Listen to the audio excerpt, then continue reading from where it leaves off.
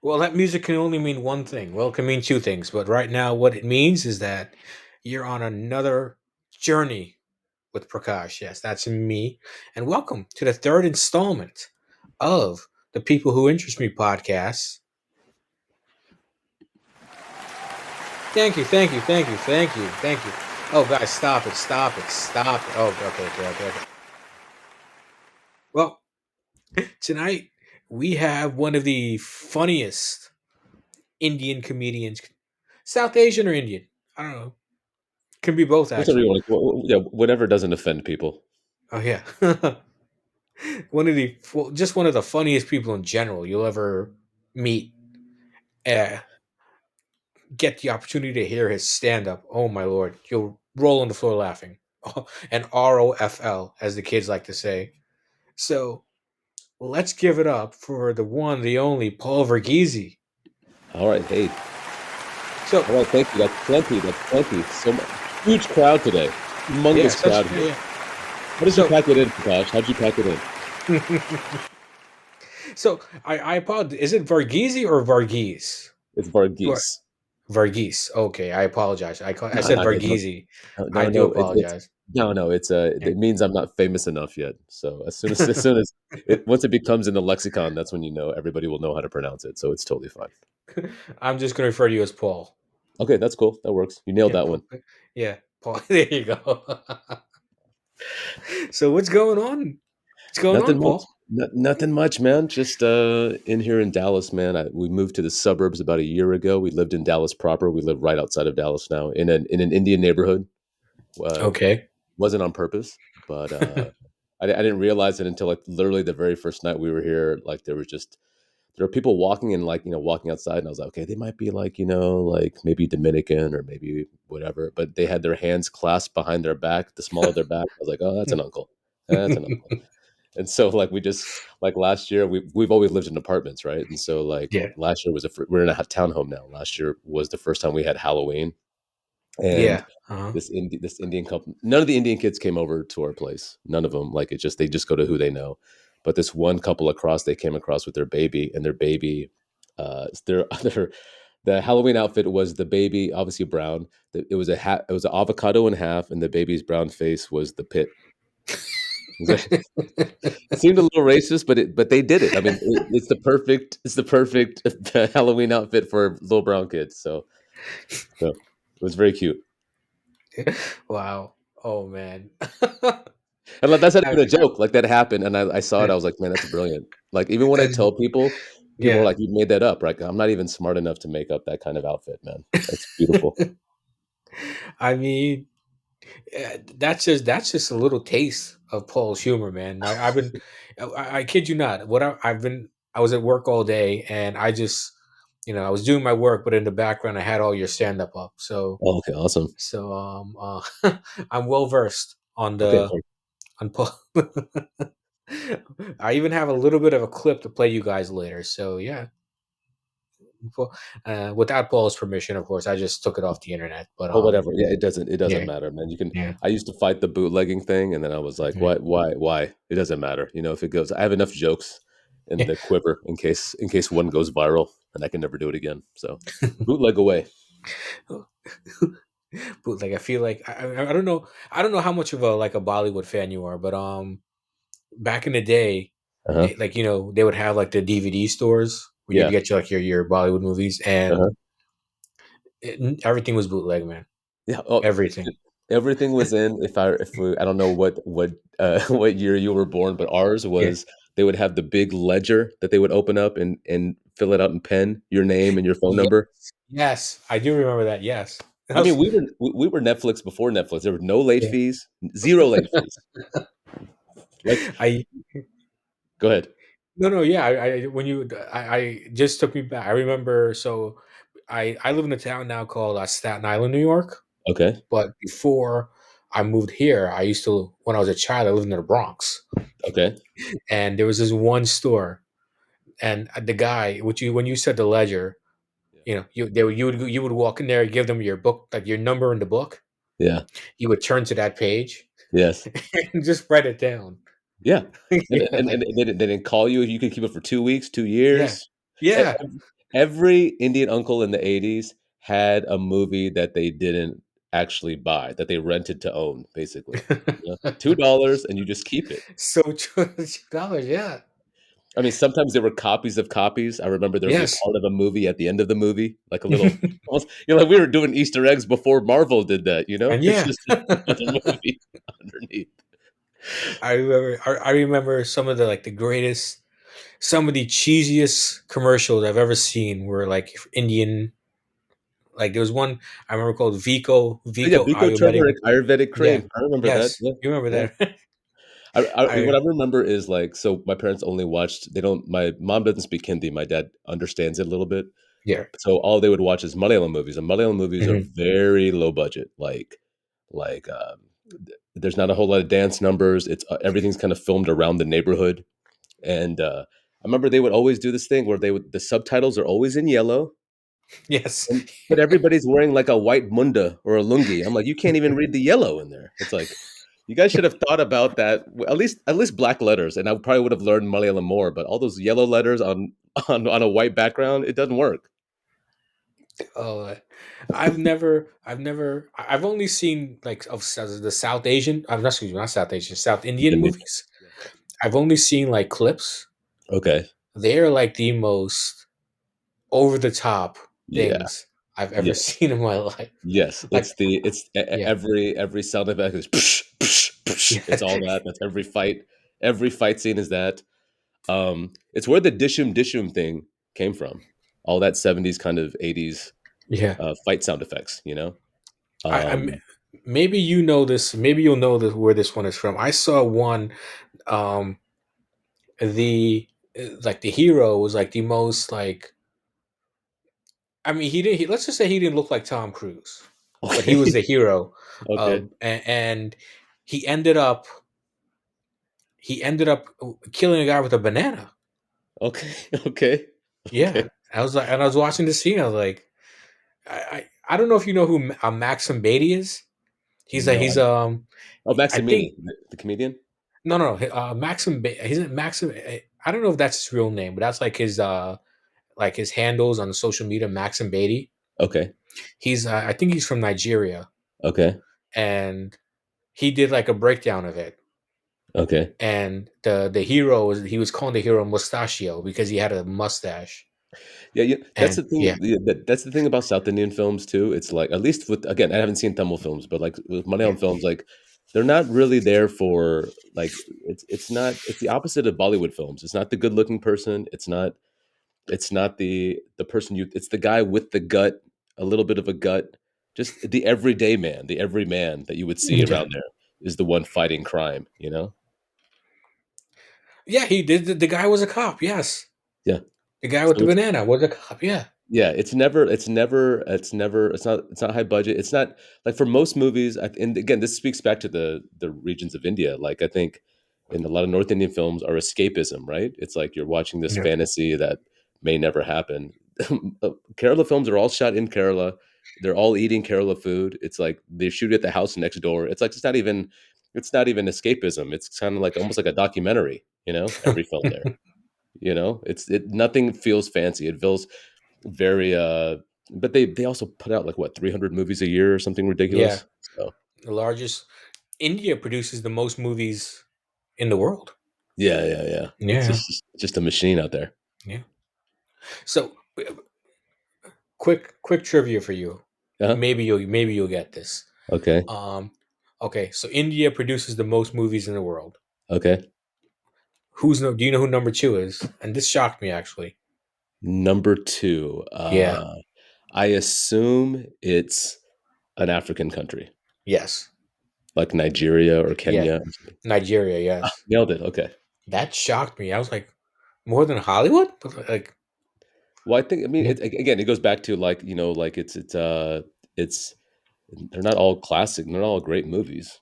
You know what I mean? It's yeah, like also like it's true. like Yeah, yeah. yeah, like a lot of the stuff that we release that's low budget would never be able to be in a theater, you know? Hmm. So I'm surprised at what makes the cut. Anytime I would see a Malayalam movie, I was always surprised at what, like, this is a movie. This is actually a movie.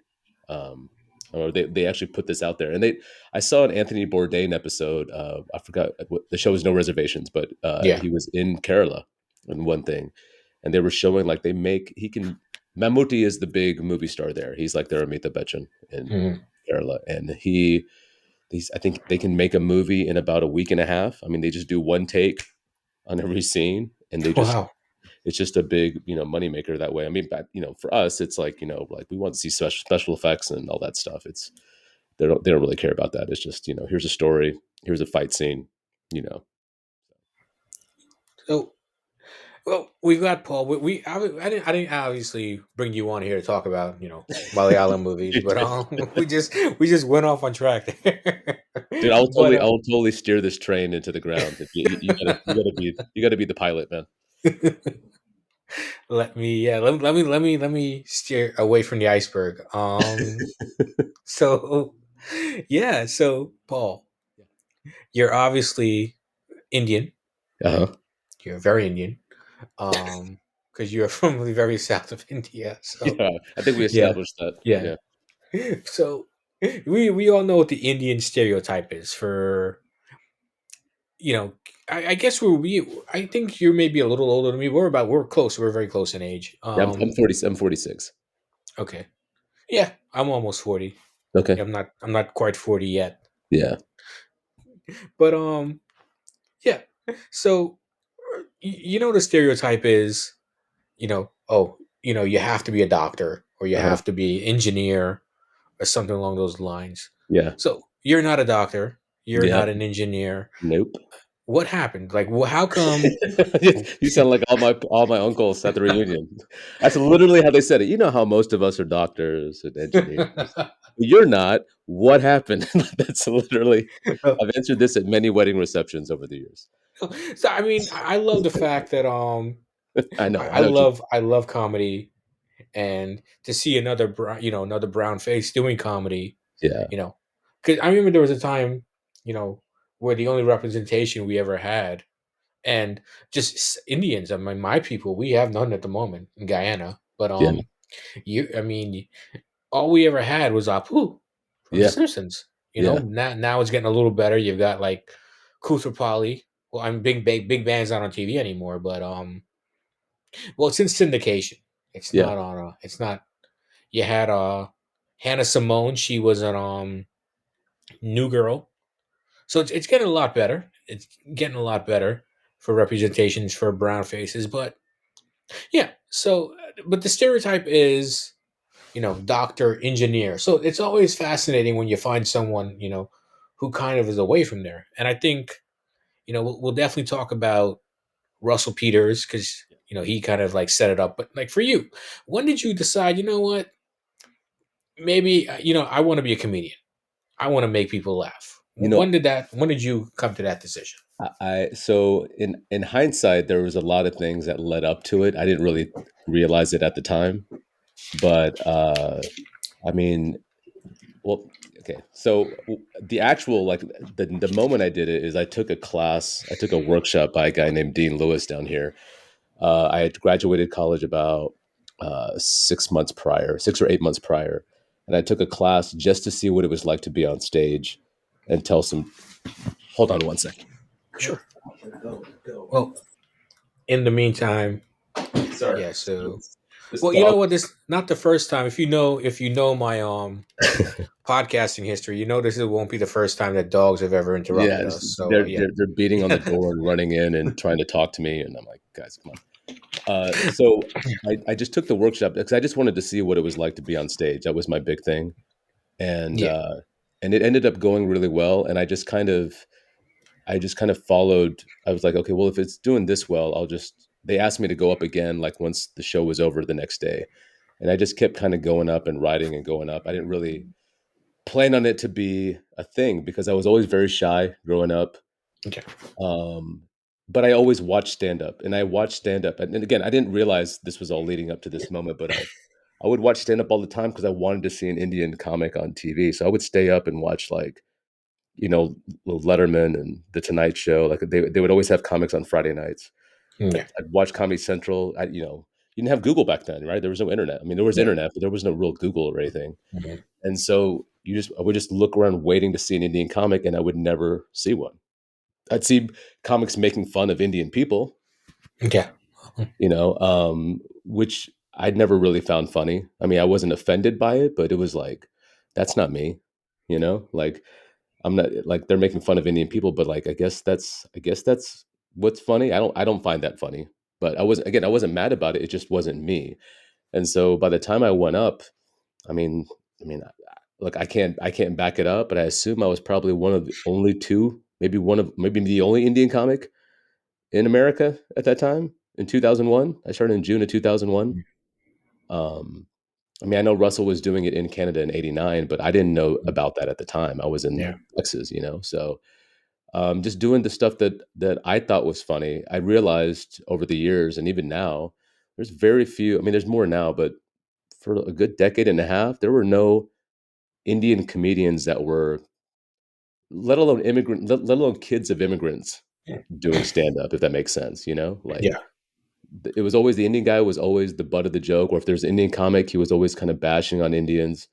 But there was never somebody like who talked like me, who was like born and raised in America, like just talking like everybody else, kind of stuck between two cultures. The thing that we always know about, that we know about, but most audiences don't know about. Now they're obviously more, they know more because of the internet and because of social media and all that stuff and all the other comics that are in. But when I started, it was like, you had to say you were Indian when you went up there, because they didn't, and then everybody would just, they're not being racist, they're just ignorant. They've never seen Indian people that talk like me, and I'm not Mhm. like an anomaly. There's generations of us out. There's so many of us out there, but you don't think about it. You realize that the one thing that's kind of cool about stand up is you realize what the world thinks, and that's something, if you don't perform or in front of strangers a lot, you don't realize how the world thinks. You know what I mean? Like the world is very white. At least in America, is very white, black, Hispanic, and that's it. And then Asians, but Indians are just like, they don't even think about us as they assume we're either Mexican or black, or do you know what I mean? They don't assume that we talk like this, that there's a whole bunch of us that are just Yeah.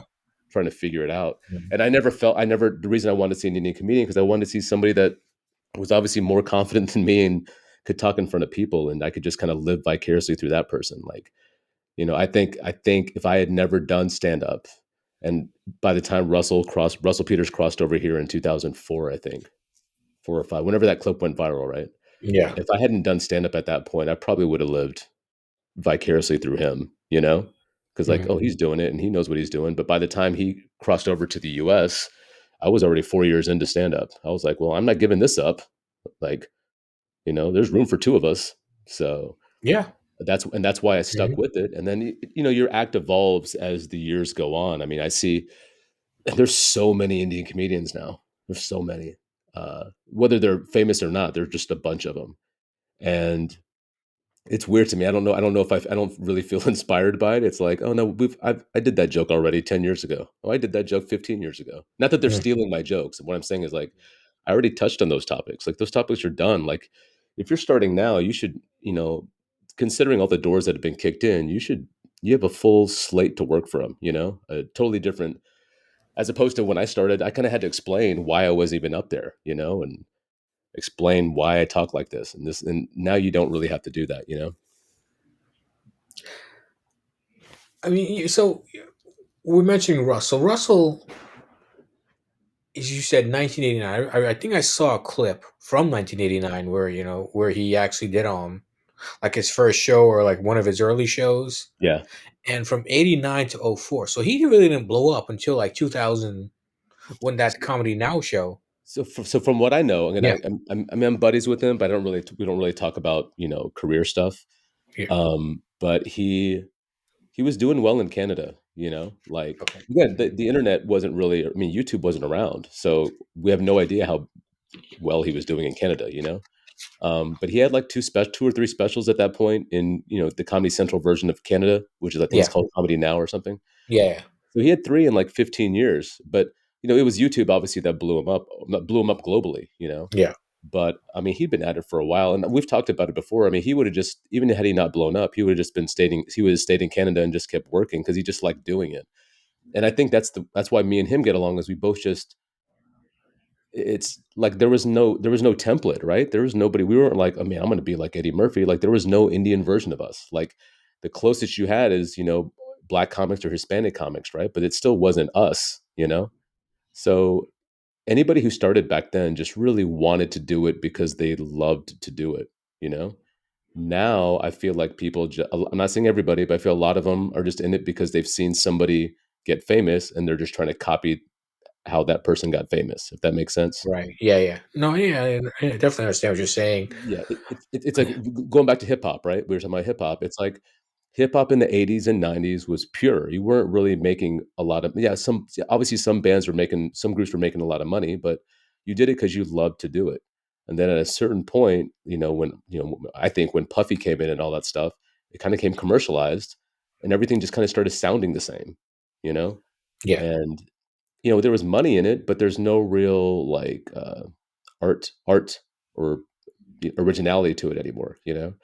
And so when I get excited to see every brown comic, and they most of them let me down because I'm like, you're talking about the same shit that I talked about 15 years ago. You're doing jokes that non-Indian people make fun of us for. yeah, Like nobody, no Indian comic starting in the last 10 years should be doing dot jokes, you know? yeah. Um, and they're still doing it. I saw a clip 2 days ago. Somebody's like was doing, "Hey, I'm dot not feather." I'm like, "Dude, that joke has been around Oh, for yeah. decades." And they're I've heard that doing so many times. yeah, and it's something that's we should at least consider offensive at this point. Yeah, Like we're beyond that point at that point, and audiences will still laugh, and that's why they do it because they saw another comic do it, and everybody laughed, and that they don't really want to do stand up; they just want to be famous. And those are two right. different things. Like if you ever see interviews with Russell, like he never aspired to be famous. There was no secret. It's just that clip went viral, and he rode the wave. There was he didn't appease the YouTube algorithm overlords. He didn't know he didn't even drop the video. Somebody else dropped the Yeah, video. yeah. So, I worked with him a couple of months after that video dropped. This is the first time I ever met him. This is '04, end of '04, and we're both in the ride on the car from the airport to the venue. And I remember telling him, "Hey man, I got a video. I got a video of your set." And he's like, "Yeah, my brother told me this thing is going around." Like, I'm like, "Dude, it's a great set." He's like, "Yeah, but it sucks because that's all my best material, man. What am I gonna do now?" He had no idea this was Mhm. gonna go viral because viral wasn't a thing Right. back then. He just Mhm. thought, like, we go back to the Indian grocery store, like somebody bootlegged it, and now you're not making any money off it, and you're screwed. He had no idea that it was gonna be like the most passed along video in like comedy history on the internet. So it's weird to see, he had that fear in his voice, like, "Oh, I don't know what's going to happen. What do I do now? Blah, blah, blah." But it ended up being the greatest thing to happen to him. So it's funny you mentioned it like that because I remember when I also got it through a bootleg. Hmm. It was a friend of mine, oddly enough from Kerala. He was from Kerala also. Shout out Alex Joseph. That's his name, Oh, Alex cool. Joseph. Okay. I think that's a common name, the J names in The Kerala. But Josephs, the Thomases, yeah, the Matthews, it's all yeah. they're all Yeah, but over. he sent it to me. He sent it to me, and back then it was like Windows Media Player, Yeah. and you had to download it, and like the resolution of it wasn't very good. It was Mm, like yeah. now it's like now we've got 4K, but back then it wasn't even like that. I don't know what it was, but it was terrible. Yeah. And like we had it, and like I played it, and then I ended up getting it just like I could only get the sound off of it. I couldn't get it on the video, Okay. and like every car trip Yeah. that we took, my father had to play it. Yeah. Yeah, because it was that It's like it's that it, blew him up. yeah. Yeah. Well, I mean, but think about it from like think about that first time you heard that, right? Like Yeah. that's the first time you probably ever heard an Indian comedian ever, Yeah. right? I've heard you, yes. And I mean like an Indian comedian who's like talks like us, you Yeah. know, um, and is not coming from this place of belittlement or being the butt of the joke. Like Right. when you were saying earlier that like a poo was the only thing. I'm like, I never had an issue with my issue with that. There's always that big controversy about it, and there are people who are like, why are you mad? Why are people mad about this? Where I'm indifferent to all of it, but I understand why it's offensive to people because there's so many other kinds of Indian people. But before Google and the internet and Travel Channel and all these cable channels, like what you put on TV, that's what sometimes Hollywood doesn't. I don't know if they really understand, or maybe they do. I don't know. What you put on TV, that's what the majority of people get their perceptions of life and culture from. So if you're going to put that out there, a lot of people are just going to think that that's what Indians are. I mean, that's still a running joke now. Indians run 7-Elevens. Indians do this, right? Yeah. I know the Simpsons don't mean to be. I don't think the Simpsons meant to be racist and be evil. No, they're just putting stuff out there because there's not Indian people on there being like, "Hey, man, let's not do that." You know what I mean? That's why culture matters in writers' rooms and stuff like that. So 10 years from now, you don't have to like apologize because you were insensitive about what you said about trans people or Indian people or whatever. Um, but as comics, you have control over all the language. Like so there's no excuse if you say something stupid or dumb, you know? That's why I love it, is I have complete Mhm. control over the whole thing. With industry and entertainment, it's like you got to go through all these loopholes. They have to like we should be glad there was at least an Indian person on TV. I mean, that's why Apu was cool for Yeah. us. At least there was somebody. And then so to hear Russell for the I can't even imagine. Like, I mean, again, I was already doing stand up, so hearing Russell was like, I mean, I was already doing stand up, so I was like, I mean, it was still cool to hear it, but I can't imagine somebody who's hearing an Indian comedian for the very first time, how mind blowing that has to be, you know? Um, it's got to be because it feels like you kind of like, oh, now we're finally a part of America. And when he blew up, it's like, oh, we're part of American culture now, you know?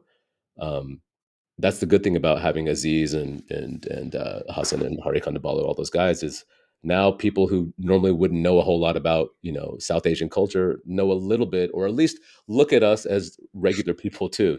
As dumb as that sounds.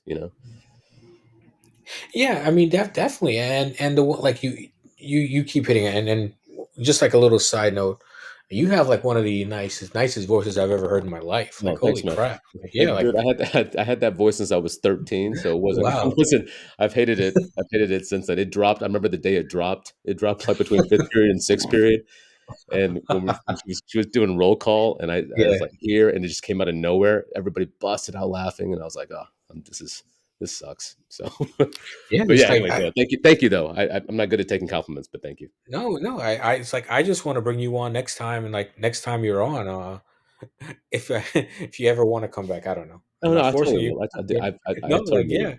yeah, definitely have you on just to read a phone book, like your voice. Yeah, yeah. Okay, whatever, man.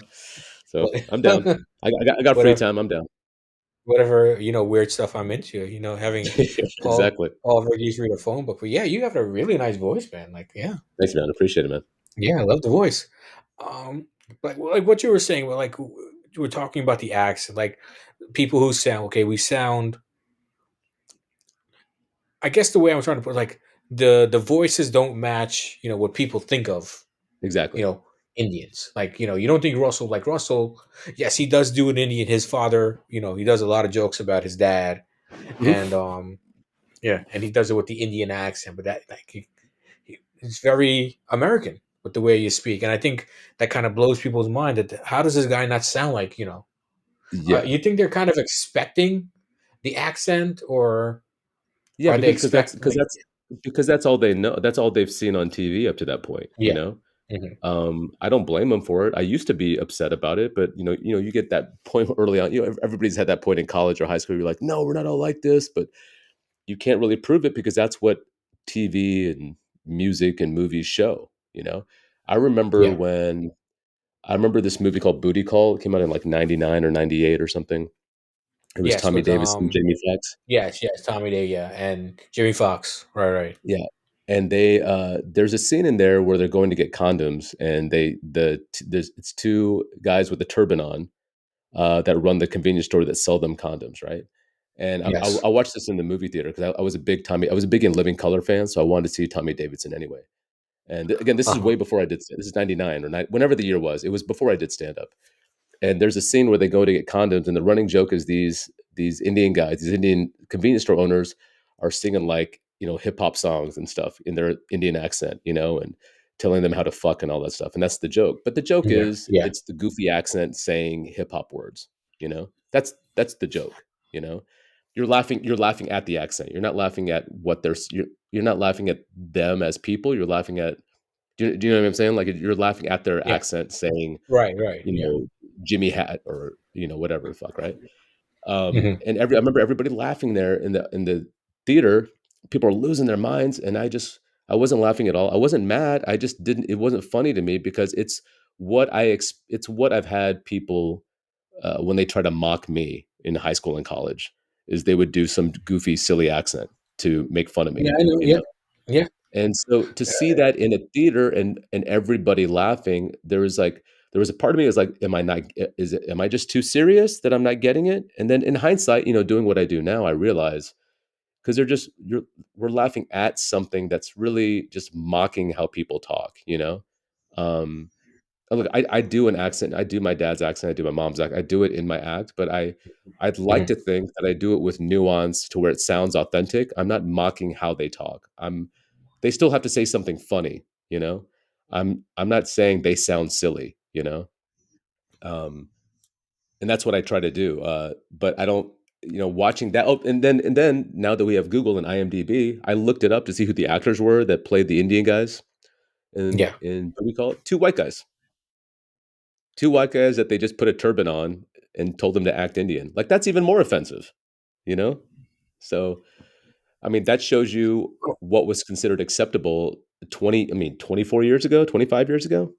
So, um, So, sticking on that point for me, what was acceptable? Like, okay, from the time you began doing stand up to let's say today, yeah, right?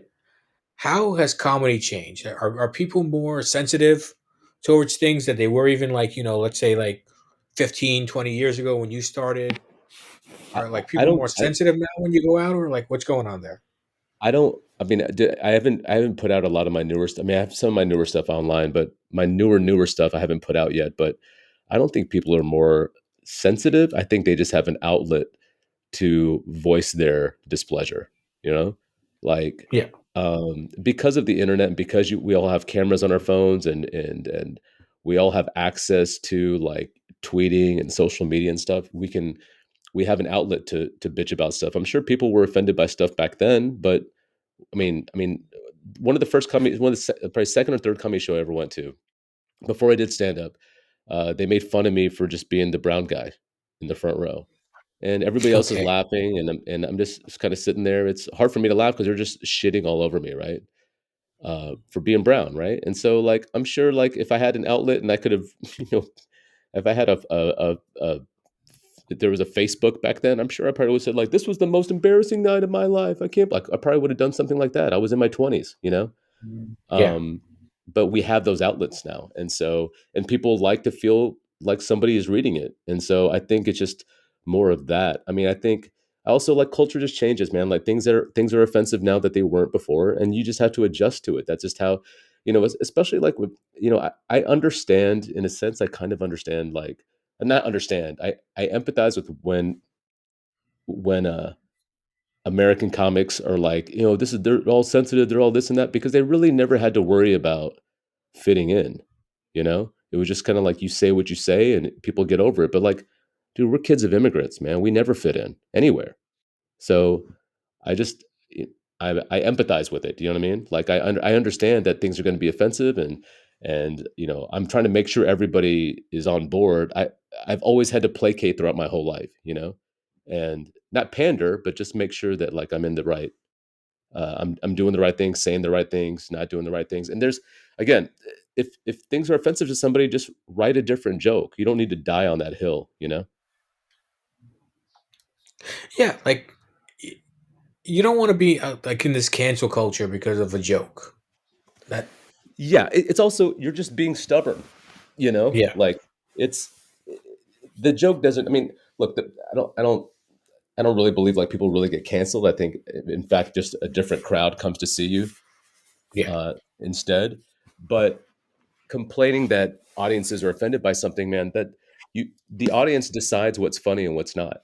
So you got to figure it out. Like they're not more offended now; they just have outlets to express it. So Yeah. you have a meltdown now, it's going to be online. 20 years ago, you could have a meltdown and say all the things you want, and if it wasn't on video, it's just it just disappears in the wind, you know? Yeah. So, I've always erred on the side of the audience in the sense of like I don't pander. I mean, I do some really really edgy stuff, and even just being a brown guy, starting back in '01 with stuff. I mean, the one thing that I think always gets kind of like lost in all this stuff is, especially since I started in '01, Indian comics for a good decade and a half, even now for me, I don't get to perform in front of my own people, you know? Mm. I don't have a room full of 300 South Indian kids born and raised in the US. I don't have that. I've never had that in 22 years. Everybody else gets to perform in front of their own ethnicity or gender or whatever, you know what I mean? Their following is either all white or they're all black. They don't have to they're not the outsider every single time they step on stage. And I've been the outsider outside of a few, charity events for South Indian organizations, which I could count on one hand how many I've done in 22 years. Every single Mm. time I'm on stage, I'm the outsider. If I'm performing for North Indians, I'm the South Indian, you know? If I'm performing for a Hindu crowd, I'm the Christian anyway. I'm always the outsider, no matter where I go. And so it's hard for me to sit there and say that you don't adjust your stuff. If I didn't adjust how I talk, or not how I talk, but what I say to these crowds, I would never have a career, you know? Yeah, definitely, but it's also, I feel that what was maybe funny maybe 15, 20 years ago, like it has to evolve. Because like Yeah. you said, you can't keep doing the same joke over and over and over again. You have to write new material and then that sort of stuff. So, we were talking about earlier about how many Indian comedians do the joke about, I'm dot not feathered, that sort of thing. You know, There's still American comics that do that reference, and that's the thing yeah, is like these guys. What it took me a long time to realize, because I'm so passionate about it, because I started when I did. It's it's I always want to be unique and original with how I do things. That's always been like my crux, and I realize most comics don't think that way. They just want to get a reaction and go home. You know, get yeah, paid, get some views, hopefully go viral. They don't have a passion to like really like write creative stuff and write original stuff. They're just recycling what they've seen other people do. That's the majority of comedians out there. They won't admit it because that sounds terrible, but they just want to be famous. So if they see somebody doing a dot feather joke, they're gonna do their yeah, version of it. You know, right, right, the big one now is, what's your Starbucks name? Oh, yeah, you have a long that joke has been around since Starbucks. You know, yeah, but mm, all the comments will say, "Well, I thought of it." I'm like, "Yeah, I know, maybe you thought of it, but it's been done a million times, so don't do it." But their justification will be like, "Well, I know I didn't steal it." I'm like, "I know," but that's like in music, you couldn't do that. You couldn't be like, "Hey, check out this riff." I'm like, "Oh, no, that's Metallica." I'm like, "Well, I thought of it." "Well, that's great, but Metallica did it." "Well, but I thought of it." I'm like, "That's great, but somebody's already done it." Comics don't think that. A lot of comics don't think that way, and I wish they would. So you wouldn't hear the same shit over and over again. But that's what it's turned into. It's turned into pop music. yeah. So let's talk about your like some personal stories, little some stories about you, because the life of a comic, you're on the road. I mean, you're pretty big. You're like the guy in Dallas. Like, Yeah, I mean, I've been here yeah, for so long, so yeah, at this point, if I'm not, I'm doing something wrong. yeah. So You're like, well, probably the big. I mean, you gotta you're the guy in Dallas. But tell us some story. Like, give me a time where you were outside of Dallas, you were on the road, and then you know, well, I guess what I'm trying to get at is that would you approach a Dallas room differently than you would say maybe like a room in Boston or New York or LA if you've done any of those cities before? Like yeah, I what's mean, the difference I've in done all between those those? cities. I've done all Yeah, those cities. I used to early on. I thought I would have to be a certain way. I thought I would have to be a certain way um, in those cities. Just kind of adapt to fit in, whatever. yeah, And but it turns out like the longer you get into it, the more you realize um, that they're all kind of the same, and you kind of just lean into who you are, kind of thing. Like I'm not. I mean, I'm in Dallas, but I travel all the time. So like yeah. in the end, like uh, I'm not doing Southern comedy. Right. You know, Okay. Hmm. um, and I'm not doing anything regional. So like I'm just a dude to them. I mean, the bigger hard thing was again being the brown guy in a show. You know, being the only brown guy in a show with audiences that don't really see brown guys doing stand up. Yeah. Unless you're doing a show for all Indian people. But those shows are so rare. So um, I've never really felt any weird backlash. I mean, I'm a little more, back in the day, I don't know if it's really this way now, but like on the East Coast, the comics tend to be more angry and like in your face, you know. Yes. Yes. Yes, I don't we know. are. I don't know if Yeah. that stereotype exists now, but that's what it was. Yeah. And it's unless I'm drinking a lot, I'm not really an angry dude. So I'm Mm-hmm. more diplomatic if I'm going to bitch about something. So maybe that was a little different for them, but uh, I really don't notice regional differences with people because look, I perform. I mean, most of these crowds in the South, like half of them are rednecks, So Hmm. if I can make them laugh, connect with them, the other cities are like a cakewalk, Yeah. Um, and these aren't like backwards hillbilly people, but I started in '01, where like in these small towns and doing shows, like if anybody was going to get offended or going to bother me or harass me, it would have happened down there. You know what I mean? Or at that time. Right. Hmm. But again, I've been doing it 23, 22 years, whatever. Now it's like none of these crowds are, they're all these crowds are kind of the same. I know I'm the outsider. I know I got to convince them and explain stuff to them. So it doesn't really register now, but um, I haven't really personally noticed a difference. I notice more of a difference when the ages, if it's like a younger crowd or an older crowd Yeah. or Okay. religious crowd, those are tend to be bigger than a regional difference, if that makes sense. Yeah. No. Yeah. Definitely understand um, what you're saying. So it's just, if you're not really necessarily doing jokes just about Dallas, your material, you know, is about everything. Where it's not just like your city. You're making fun of your. Well, I shouldn't say make fun, but like you're talking about your Yeah, yeah, city. yeah. Your comedy wherever you go, your comedy goes with the audience, and they'll understand it. Um. Okay. So, one thing about with comedians is that there's always that time. If you want to speak about it, you can you can say, I don't want to talk about that, but um, there's always that time where as a comic, sometimes your material may not hit with the audience. So, was there a time ever when you were doing stand up where you were like, "Oh man, I bombed. I just completely bombed." Yeah, I Like, mean, it happens way more often than I think people admit, mhm, than comics will admit, especially doing newer stuff that you don't know if they're going to register. Like I mean, that's the whole point of it. Like if a comic ever says they didn't bomb, it's because they're not trying hard enough. They're not writing anything new. Because that's kind of where, for me, when I bomb, that if I'm tipsy, I might bomb, and that's just because you're tipsy and mm, your timing is off. But yeah, yeah, if jokes don't work, I mean, like it's anytime you do new material, there's always the risk of, especially if it's a little bit edgier, there's always that risk that it's going to go completely terrible. And I think that's what's hard about it for me is like the older I get, I'm like, the, I think for most of us, once you get out of college, you really don't have embarrassing moments in public, right? mhm, It's rare, like you kind of have your life and you do this, but you're not in public getting embarrassed, getting publicly humiliated. Anytime I go on stage, there's the risk of that.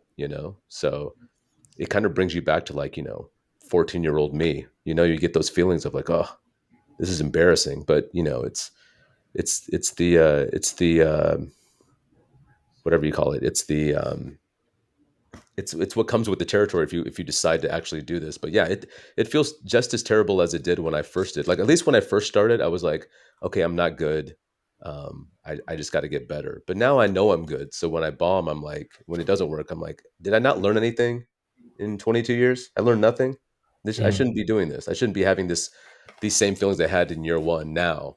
But that's just you dust yourself off and get back up. Well, like when you have a situation like that where like your material is not really hitting with the crowd, um, is it just like, okay, back to the drawing board with this material because you feel it's good, or do you just like scrap it and say, you know what, Well, I mean, I'm if done it's with this? something that's worked, that always works. Yeah. It's for me, it's like once it starts getting applause, uh, the joke is kind of I can kind of tell, okay, this is I can work with this, and then it just becomes a part of the act. But like if say for example, like on Friday, I did a joke for the very first time. It got Mm, like a mild chuckle. I'll try it two more times, and if it's still just kind of mild, I either need to fix it or I'll just ditch it, depending on how much effort I really want to put into it. Um, yeah. but if it's something that I've done for a few years and it just doesn't hit that one night, I don't scrap it. It's I really try to make every single joke in mine like always work 100% of the time, and it takes a long time to fine tune it and do stuff like that. But like yeah, I mean, if I don't if I do a joke and yeah, you're right. Like if it doesn't work right away and I'm not really that passionate about the idea anyway, I'll just ditch it and move Mm, on. So I have plenty of new stuff to choose from to work on, so yeah. I don't get tied down to one idea. So, I mean, we mentioned Russell Peters earlier. You've also worked with Fluffy Yeah. I went to Gabriel India with him. Iglesias. I Yeah, did the shows in India with him. So yeah. So, what was India like first off? it was great. I mean, I've been there before, to visit family and Yeah. stuff, right? But uh the crowds were okay. I mean, they were good. They didn't hate me. I Okay. think I think I mean they laughed and clapped and stuff. It was fine, but like what you realize is like when like me talking up there, and I only know this because I got a couple of tweets during that tour. Uh, where they mentioned me, where it was like they thought I was whitewashed because of how I talked. Um, and they don't like to them when I do my dad's accent is how I should talk, and how I talk now is the accent, Yeah. which Okay. makes sense. It makes sense in Yeah. their country, totally makes sense. But uh, again, this goes back to what we were just talking about. Like they haven't met Indian kids born and raised somewhere else. So in their head, I'm just an Indian guy who decided to talk like this. You know what I mean? And So was this South India or like was this all over India? we did Delhi, Okay. Okay. Mumbai, Trivandrum. Did we do Trivandrum? No, not Trivandrum. Bangalore. I think it was Bangalore. Bangalore. I Okay, can't remember. Bangalore. Yeah, that's South India, I think. Yeah, we did Yeah. that. We did four cities, like four cities in a row. Mhm. It was. I mean, again, the response was fine. Now the difference is when Gabriel would go out there and he would do an Indian accent, they Yeah. lost their shit. They were like, they couldn't believe this Mexican guy can do an Indian accent. I'm like, what? They were losing it, falling out of their chairs. I'm like, I just did one. I just did one. And you guys didn't fall out of your chair, but because he did it, it's like that was strange. But um, I mean, I'm traveling with him, and he's so globally famous Yeah. that He like is. Yeah. his Mhm. his version of going to India is not like I was staying at my grandma's house and my cousin's house, right? Like you Uh-huh. travel with him, you're staying in five-star hotels, with like butlers in the morning and stuff. Like it's so when he was there, he was like, "Man, I love India." I'm like, "This ain't India. This isn't India. Sitting in a hotel room, this isn't India at all. I'll show you India." So it was cool to see it from that perspective. I mean, I've never stayed in a hotel in India in my life. So I was always staying at relatives' houses when I went. So and it's massive crowds. I mean, he talks about it in his Aloha Fluffy. I think it's Aloha Fluffy is the special on HBO. He talks about his trip to India. So that was the one that I went with him to. Very nice. India. It's interesting with India because I remember a couple years ago, I believe it was like 2015, they actually did a roast Really, of two. roast of It who? roasted two stars, Ranveer Singh Okay, and Arjun Kapoor. okay. And I don't know, I'm pretty sure you ever heard of the movie Kuch Kuch Hota Hai? Yeah, yeah. That's in every wedding I go to. They always play Yeah. that song. Those So yeah. songs. So Yeah. the director of that movie, he was like the roast master. Okay. And apparently, like they did it's a group called AIB, called All India Bak Chode, Okay. and they had the roast, and it wasn't received well at all because the people there in India, were like, oh, this is against our traditions, and like it was not, it was not. I mean, I guess from my Western perspective, Yeah. it's up on YouTube if you want to check it out. Okay. I found it hilarious that they Now, were were the jokes bad or were they over not a the joke. top or what was it? The joke, it was actually pretty good. It's actually very funny. The comedians there were very funny. Um, but I guess because they were, they were using a lot of like foul language. They were Uh-huh. cursing a lot, and a lot of the like sexual subjects Yeah. that they were talking about. Uh, they did not really get good. It was not received well Yeah, by like the not older not generation. not that this is a, direct comparison, but, Yeah, I make a lot of my money doing Indian charity events, right? yeah, So for, Indian fundraisers and stuff like that, and that's one thing that, like, again, talk about another, like, w you know, uh, being the outsider underdog all the time is, like, all these Desi events, and even just a country full of Indians, right? It's understood that you work clean. It's just understood. You hmm don't cuss, and it's G-rated. yeah, Um, they'll they may tell you, "Oh, you can be a little risky." No, it can't. It's just it's in our culture to be that way, you know? Um, and so I understand that no matter what Indian event I do. So even if I was to do a roast for that, I would be as G-rated as possible because it's stand up is such an American thing. It's yeah, it's very, very American, like, meaning, like, yeah, other countries can do it, but it's just not the same when you watch other people from other countries do it because they all seem like they're doing an impression of what they think that we do, you know? yeah, Um, mhm, they're using cuss words that we use, but it just doesn't sound right, and it has nothing to do with the accent or stuff. It's just you can tell, like, they're giggling when they say the cuss word. You can tell they don't really know what they're saying, you know? Um, mhm.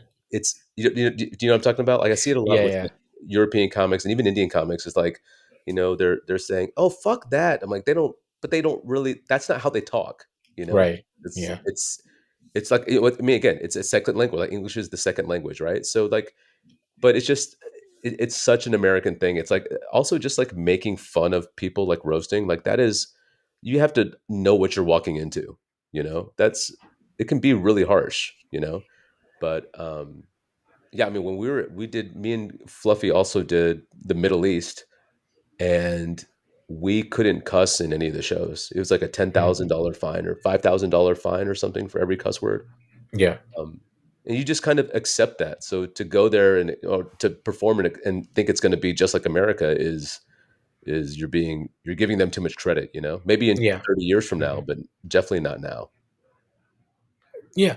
So you were in the Middle East. You just said there, you if you cussed, fines. Was there ever a time, like in any act that you've ever done, Hmm. any performance you ever done, where you were told, okay, well, this is off limits. You can't talk about this, or you know, obviously you were told not to curse Yeah. in the Middle East, but like anytime, back here, U.S., Canada, where they were like, okay, well, don't talk about this, or don't talk Yeah, about, yeah. or yeah, So I used to do a bunch of colleges for a few years. I was doing colleges all the time, and there's a lot of that. I mean, the reason I would get booked a lot is A, because I'm ethnic, and B, Mhm. because I was clean. But I had never wanted to be known as the clean guy. I don't want people coming out there because I don't cuss and because I don't say edgy stuff.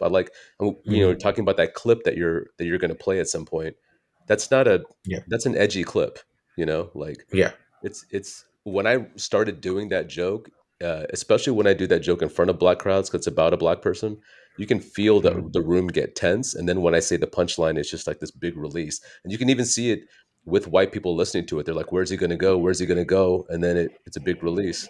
So I still wanna have an edge to it. It's just, I worked clean because, I was doing these Indian fundraisers, and it's best for me to work clean so I don't have to remind myself when I'm doing the show, like, "Oh, I can't see this, I can't do this, I can't do this." I don't wanna worry about all that stuff. I'd rather just write this way and then just be able to show up and do my stuff?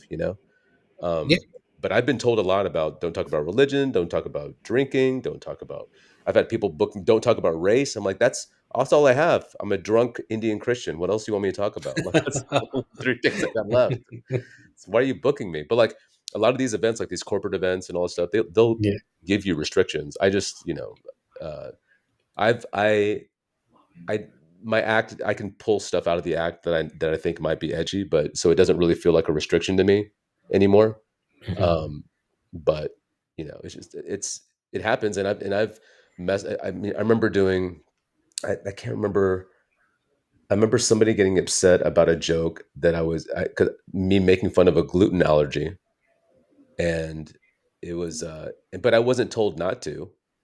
I just Right. I Mhm. just assumed. Again, we're talking about, when you talk about are people more offended, I don't think people are more offended. I think they just feel that they should tell somebody when they're offended. That's the difference now. Um, Instead of just brushing it off and just kind of like, hey, it's just a show, who cares, and moving on.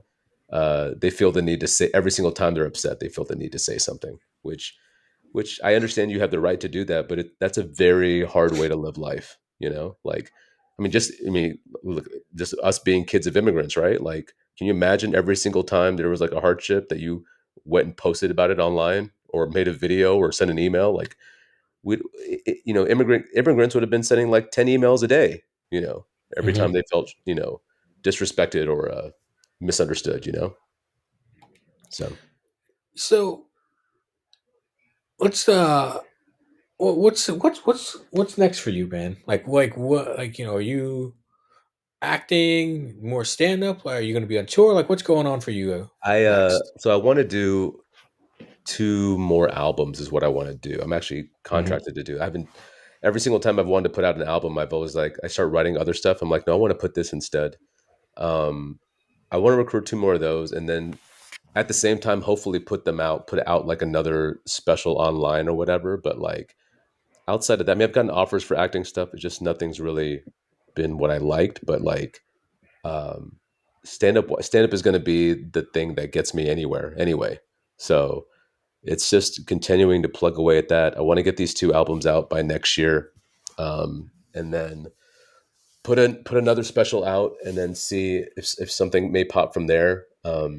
But that's outside of that, maybe everybody has a podcast, right? Everybody's got something. So like I don't. It had Yeah. to be like an idea that really stuck with me, but. As of now, I'm just concentrating on getting this other stuff out, and just because I can control this, I can't control anything else. Right. So I like the Mm. fact that I have this hour that I want to put out. Now, whether they receive it or not, and it gets goes viral or whatever, I can't control that, and that's frustrating. It's very frustrating for me, but it's all I really know to do. So I mentioned, writing, because you're such a, like, a brilliant comedy mind. If you like, and if you want to see Paul's work, just go to YouTube, just put in Paul Verghese, or Varghese and or Varghese, either one. or Varghese, yeah, either one.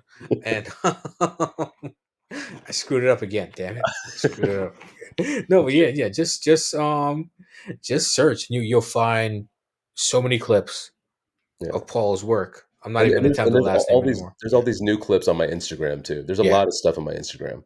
yeah. So yeah, so where so I found your YouTube, but where else can we find your work?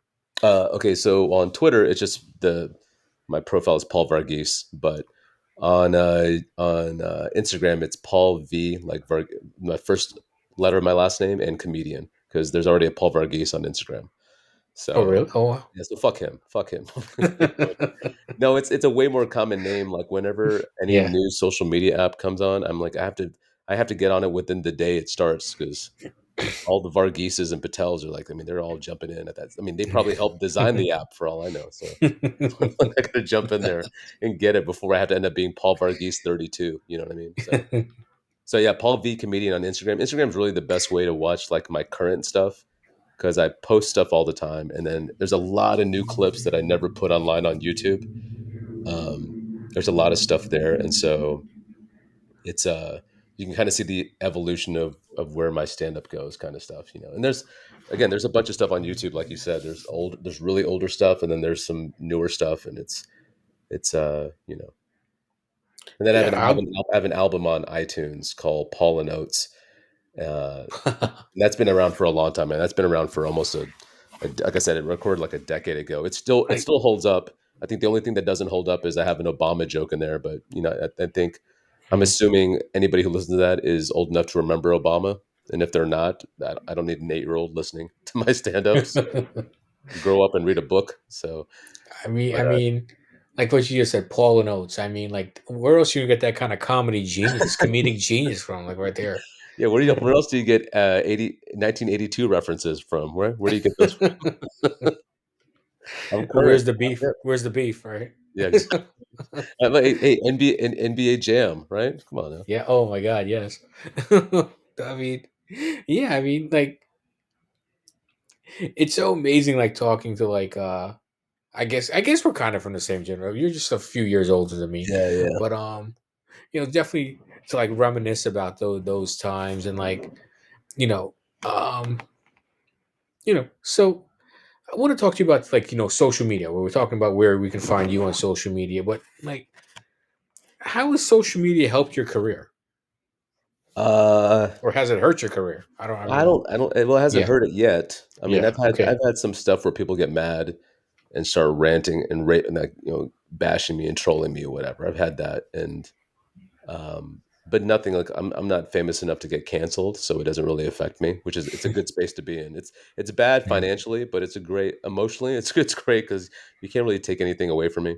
But it's I mean it's great to be able to reach people with ideas because I really I don't know how else. I mean, dude, before social media, I was literally making flyers and and putting them out like on tables after comedy shows and like doing all that kind of stuff. And now I can just like, hey, here's a link to my Instagram, and it's it makes it easier when it comes to spreading ideas and stuff.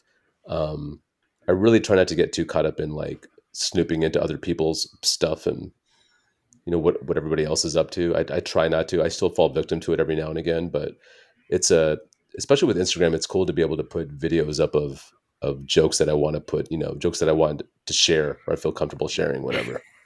Um, not now as far as like society, how social media was, it's terrible. I think it's awful, and Mhm. I think if it was just for like entertainment, like hey, I'm just promoting a show, it would be great. But like what it's devolved into and what it's kind of like done to people, I don't really like, you know. But Right. as far as a promotional tool, it's amazing, you know. So I mean, before we started recording, we actually were talking. We were talking about sports Yeah. and the Dallas team. So let's talk a little because for those of you who have been following the podcast, last year we used to do a sport. We used to talk football actually, Oh, okay. football and NBA, a lot of it. Okay. So Paul's in Dallas, so it's nice to get a perspective. We had a Dallas Cowboy fan on with us. Okay. His name was Dinesh. He's a Okay. Cowboys fan. He's Is a it Bulls fan also. where's he from? Yeah. I have well, same as me. He's Guyanese, but we grew up here, I Oh, guess. okay. And yeah, but he's definitely a Cowboys fan. But it's what's it like down there for like the Cowboys? What do you mean? Like okay, when the Cowboys lose a game, right? Okay. What's the feel? What's going on? Like, is everyone like you want to jump off a bridge? Like, what's going on No. over there, down So there? so it's a little different now, but just because the Rangers won, so the Yeah, won the World Series, so like everybody's still kind of off that high. Um, the fans in Dallas itself are very realistic about what the team is. Like we know that we beat up the bad teams and then we choke in the playoffs. Like yeah, it's kind of understood. Uh, But the real, as long as we beat the Eagles, Cowboys fans are happy. That's it. Really, that's all it. That's the rivalry. Like whenever I hear other yeah. people are like, I'm a Giants fan, I'm a Redskins fans. The Cowboys are our biggest rivals. I'm like, well, you're not our biggest rivals. Our biggest rivals are the Eagles. We can't stand them. I can't stand their fans. I can't. I mean, when I filmed a special 2 years ago called "As I Was Saying" that's on YouTube, and Yeah. if we filmed it in Philly, like the club in Philly asked me to do it, and I'm like, of all the cities to ask me to come film a special, just what all of them. It could have been any place else, and it was like it's that's the only thing that's. I mean, I would look. I would love. I mean, I was 18 when 19 when the Cowboys won their last Super Bowl, so I didn't really get to appreciate it. I mean, you're in high school. Yeah, You feel like, and they had a yeah, dynasty in high school when I was in high school, so you feel like it's just going to last forever. You don't really. you don't really get so emotionally invested in it. And I got more emotionally invested into sports when I started traveling for work because I would be on the road on a Sunday or a Thursday, and the game is on, and it's something to do after the show, and it kind of Hmm. it's like a link to being back home. You know what I mean? Right. Yeah. Um, but and that's how I really got invested into it. So like I've been through the Tony Romo years and all the disappointment. It's hard, but that's why the Rangers thing is it's such a relief off our back. Now I can watch baseball next year and not be like I can't wait till we win one. You know, same thing with basketball. Hmm. But with the Cowboys, I mean they won yesterday. What they're 6-3. As long as they get to the Yeah. playoffs, everybody's fine. But like we fully expect to lose in a few weeks. I think we play Carolina next Sunday, which is going to be easy. But then I think it's Hmm. like Philly, Kansas City, no Philly, Buffalo, Miami, something like that. I fully expect to lose most of December, but you know, I mean, I am a New York football fan, so I Giants and Jets. I don't have no ill will towards the Jets, but yeah, it's like a double edged sword. Well, we want Philly to lose, but then the Cowboys have to win, and the Cowboys didn't beat them last. Well, they did beat them last year. yeah, I think yeah, they beat them that at game home. was in Dallas. Yeah, yeah. Yeah, But they, the one this year, but Philly was able. Yeah. you were in New York when with both Manning Super Bowls, right? Yes. Yeah, so you know how that feels. So you're not. Yeah, it sucks that they stink now, but you at least have those two memories. You know, Yeah. like you want to have a memory in your adult life that they won something. You know, that's the key. You don't want it when you're a kid or when you were in your teens. You want it when you have to go through adult stuff. Like this is I can always say this, you know. The Mavs won in 2011, and like yeah, I would like for them to win again, but I'm very aware that they may not be good enough to pull it off, you know. So, and even when they won in 11, I didn't think they were going to win that. I thought our best chance was when we went in '06 against the Heat. That was the best chance they had. That's what I thought. Yeah. And then they snuck back in and got in. But yeah, you want to be an adult and enjoy those things. It feels much better. Like when you see like the little kids cheering on the Rangers win, these little 8 year olds jumping up and down. I'm like, you don't even know, dude. Like that little kid don't know anything. He's not really appreciating it. His dad's jumping up and down. He doesn't really know. He hasn't had to suffer through it. You know. I mean, my dad moved here in 1970. That is the sport that he got into because it's so much like Hmm. cricket, right? Yeah. And the Rangers moved here in 72 or 74. I can't remember. Yeah. But so that was the longest. He's seen every other Dallas team win a championship. He's never seen the Rangers win one until 2 weeks ago. So that's So 49 yeah, years. they moved from Washington, I believe. They Yeah, lived in they're the Yeah. Senators. Yeah. So Yeah. for Yeah. about Yeah. 50 years, they never won anything. So for him Yeah. to be able to see that, that's great. It's like you went through this ride together. Yeah. So with the Cowboys, I think for me, again, I don't care if they win or win. I mean, again, I'm not. If anything, you get attached to certain players, and you want to see it for that Mhm. player. You want to see Dak Prescott win a Super Bowl so Stephen A. Smith can shut up. You want to see him. You want that. But as far as like if it doesn't ruin, I mean, it used to ruin my days because they were the only good team in the city. But now we have four. All four of them happen to be doing good at the same time. Right. So at least if they lose on Sunday, I can watch the Mavs game Sunday night, and so I mean, we should have had you on last because we also spewed a lot of hate towards Stephen A. Smith. okay. We should have Yeah, had you on last yeah, last last year when we do that well, show. it's also Yeah. the thing is like I wouldn't have a problem with it if it didn't feel so phony. It just feels Hmm. phony. It like that's always my pet peeve. If you're naturally that way, then I get it. But then you see him on his like radio show and he's like calm and quiet, and then all of a sudden he's on TV screaming at everybody and throwing in props, and it just feels like I feel like you're talking down to me, like I'm too stupid to understand it. You know what I mean? Like it's So it's very strange. as we met, you're the king of comedy in Dallas.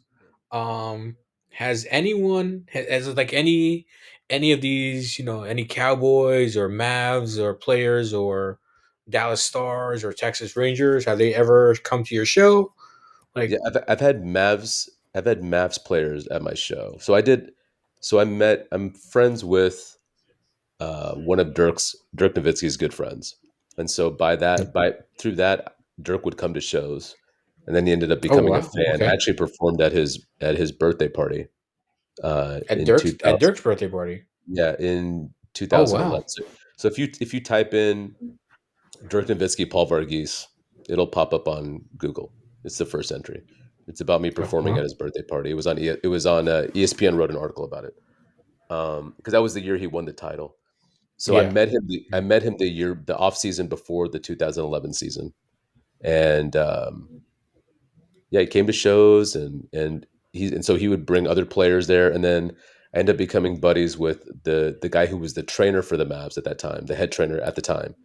And so Mhm. whenever his friends would come into town, he would bring them out to come because a lot of these guys can't come out to bars or stuff. They don't want to really be seen Right. like Yeah. that. They want it, but Mhm. they want to get out. And so Yeah. you come to a comedy show, you just watch that stuff. You can drink with me, and it's not like you're out in public, having people take pictures and stuff. It was just kind of understood. I'm not going to, tell everybody that you're here. But like the Phoenix Suns staff came out one time. Uh, Shane Battier came to my show in San Antonio because he was looking for something to do. And then I get a text message from that guy who's the trainer. He's like, "Hey, Shane Battier's in town. He wants to come out and see a show. Are you cool with him coming down?" And he came down, and he was nice. Um, and like little stuff like that. I don't know if I've had any Cowboys players or Rangers that I can think of that came up and talked to me afterwards. It tends to normally be Mavs players that I've seen or have hung out with. So I mean, that's pretty cool, Dirk. I mean, Dirk is one of the I mean, he's a Hall of Famer. I know it's yeah Hall wild. of Famer. Yeah, I've been to his birthday party a couple of times. I performed once, but I've been a couple of times. But like, he's a family man now. He's got kids, and it's like even him coming out, even him just going out. He's the most recognizable celebrity in the city. So like, he can't really go anywhere and really come out Yeah. as often as he would like. I mean, he's 7'2". He can't really sneak in Yeah. and Well, yeah. like arrangements have to be made. Like if he would Right. come to Yeah. shows, I would Mm-hmm. get a text message like an hour before, "Hey, I'm coming in.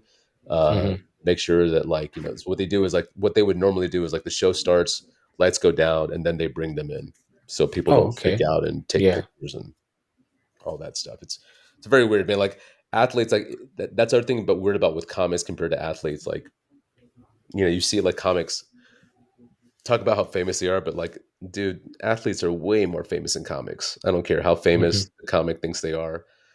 Just famous based off how different they look than everybody else. You know what I mean? Like Right. you Yeah. can sit there and say Kevin Hart may be more famous than Dirk, but Dirk walking into Mhm. a room at 7'2", even if they Yeah. don't know who he is, they know he's somebody. You know, Mm-hmm. even these NFL players, man. We sit there and think they're small. They're all, even the smallest dude on the NFL team is 6'1", 190. Like they're Yeah. not normal sized people. So um, yeah, I mean athlete fame is such a different thing compared to any other kind of fame. I mean, they're instant A-list celebrities, so it's wild. So, I mean, we've like this was such an informative interview. Oh, thanks, You man. know, we've talked about Malayalam movies. We've talked about From Malayalam movies to Dirk yeah, Nowitzki. How to does it Dirk feel? Nowitzki. Look at that. Yeah, like it just to show what a worldly person you are. You know, like how. Yeah, that's all because of jokes. If I didn't do jokes, I'd be in a cubicle somewhere, just arranged marriage, and never been outside of Texas. So, like, jokes got me everywhere. I mean, that's why I'm so loyal to it. I So, mean, like, so okay, you know, I keep saying you really are the king of comedy in Dallas. I mean, I'm not making that up, right? But when you go to like other cities, uh-huh. right, in Texas, like I'm pretty sure you've been to Houston and San I've been to Antonio. Houston. Yeah, I mean, I'm pretty sure.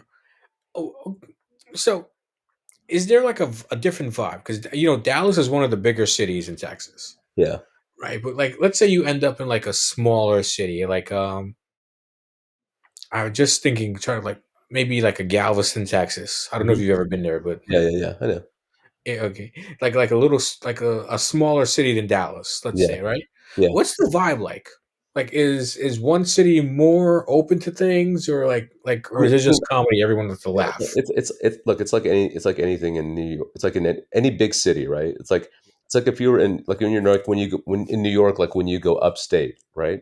Yeah, Like the crowd in Poughkeepsie is different than the crowd in Manhattan. no, yes, It's just all big cities are have been exposed to just more stuff, Hmm. And look, the internet changed it too. Like before the internet, like small towns really didn't know a lot. I mean, it was the stereotypical southern small town. That was a Hmm. thing before the internet. Now because of cable and the internet and smartphones, like the small towns aren't stupid anymore. They know shit, Right. Hmm. So if anything, and again, like my act isn't, and I never bash the South. I don't bash the South. Like I'm very much like the things that I used to get made fun of. I don't do it back to other people, So um, I love those small towns, man. Like if I can get those small towns to laugh at a joke about an Indian grocery store, you know, Yeah. and I have like a new 2 minute bit about Indian grocery stores that's in my regular act.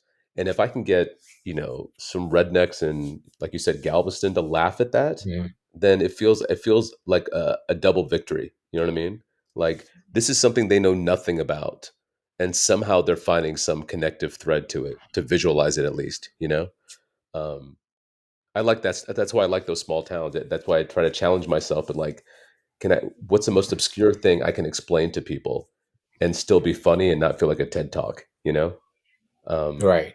so Yeah. it's, Houston, Dallas Houston's very diverse. I think I think some study just came out. Like like, uh, uh, it's like it's considered the most diverse country in the U.S. at this point. It's either one or two. It's like, so you go in there, these crowds in Houston are just like, it's anything. It's white, black, brown, whatever. Same thing with Dallas and stuff. But yeah, these smaller towns, it tends to be just one, either all white, all black, all Hispanic, whatever. But again, I just try to explain myself to them, without, again, now without sounding like I don't want to sound like a TED talk, but I just kind of do my stuff and explain my culture. And it's cool to see them react to stuff they know nothing about. Yeah. I mean, it's like what you were saying, like New York City to Poughkeepsie. You're 100% crowd. But with the world we live in now, everybody just has access to everything. Yeah, if you're ignorant Regardless now, of where you are. Yeah. yeah, if you're ignorant now, like Yeah. you have dial up. Okay, do you know what I mean? Like there's you have dial up and Cricket Wireless. Okay, Mhm. if you are stupid, like there's no way that you can be completely oblivious to everything at this point. Right. So there's no excuse for stuff like that. I mean, again, this goes back to what I was telling you about. People stealing jokes, right? It's like, well, I didn't know that. I'm like, well, you have access to it, so there's really no excuse. You're lying, because it's at your fingertips, So you don't have to go to the library to go double check stuff. Like if you're being ignorant now, you're willfully being ignorant, it takes more energy to avoid technology than it does to actually use it, So Yeah. um yeah, it's a totally different world than when in 2001 when I started. I mean, all the way up to like, when did smartphones come out? I don't even remember. 2012, maybe 11 or 12. I think Um, maybe before that. yeah, I'm talking like with camera phones and stuff, Oh, like camera. Okay. 11 or Yeah. Yeah. 12, 13, maybe, I Yeah. don't know.